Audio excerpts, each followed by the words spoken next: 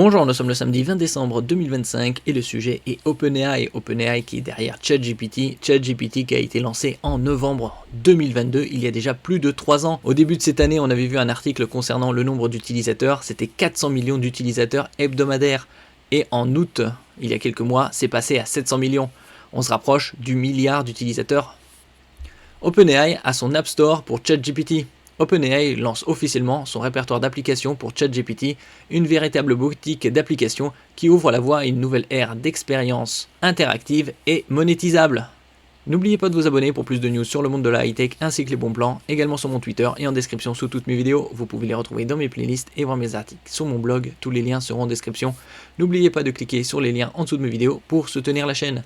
Et si on peut voir directement dans ChatGPT, on avait vu précédemment images. Et là, c'est application. Application, on voit ici bêta. Discutez avec vos applis préférés dans ChatGPT. On peut voir en vedette, par exemple Adobe Photoshop, Apple Music, Canva, Target, Spotify, TripAdvisor entre autres, Lifestyle, par catégorie également, et productivité, Adobe Acrobat, Adobe Express, Azure Boards, Box, entre autres. OpenAI concrétise son ambition dévoilée l'automne dernier avec son propre répertoire d'applications au sein de ChatGPT qui se transforme en une plateforme extensible. Les développeurs peuvent désormais soumettre leur application pour validation. En bêta pour les utilisateurs et les développeurs, comme on peut voir ici, appli bêta. Pour les utilisateurs, un répertoire d'applications est accessible directement depuis le menu de ChatGPT. Cet espace permet de rechercher et de découvrir des applications publiées à la manière d'un App Store. Une fois connectée, une application peut être activée en la mentionnant avec un arrobase ou en la sélectionnant manuellement. Des applications de premier plan comme Apple Music rejoignent des services déjà existants tels que Spotify dont la disponibilité est étendue à l'Europe. L'expérience est actuellement en version bêta.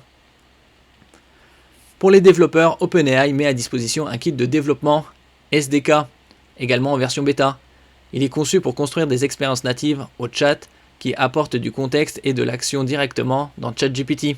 OpenAI encourage la création d'applications ciblées et intuitives. Les développeurs peuvent soumettre leur création via la plateforme OpenAI pour examen en précisant les détails de connectivité et les pays de disponibilité. La monétisation et la sécurité. Pour l'instant, OpenAI reste prudent et explique explorer des options de monétisation supplémentaires au fil du temps, y compris les biens numériques. Dans cette première phase, les développeurs peuvent intégrer des liens vers leur propre site pour finaliser des transactions, notamment pour des biens physiques. En matière de sécurité et de confidentialité, OpenAI impose que chaque application se conforme aux politiques d'utilisation, soit appropriée pour tous les publics et fournisse une politique de confidentialité claire. Lors de la connexion à une nouvelle application, l'utilisateur est informé des données partagées et peut révoquer l'accès à tout moment.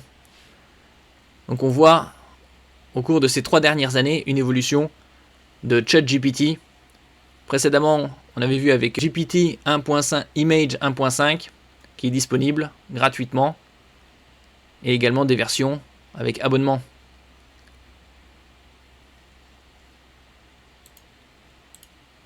Merci pour votre écoute et à la prochaine.